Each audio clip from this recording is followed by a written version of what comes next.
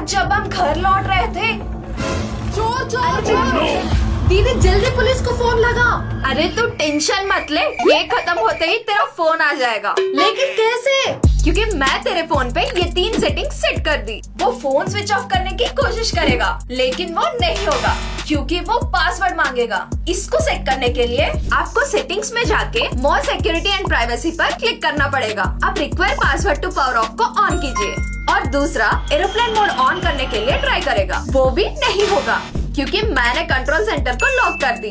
इसके लिए नोटिफिकेशन और स्टेटस बार में जाके ये सेटिंग्स को ऑफ कर दीजिए। And finally security and privacy settings में फाइंड माय डिवाइस को ऑन कीजिए, फिर फाइंड ऑफलाइन डिवाइसेस में जाके इस फीचर को ऑन कर लीजिए। अब अगर सिम निकालने की कोशिश करेगा तो भी उसका लोकेशन ट्रैक हो जाएगा। अरे माता तू ही रख ले।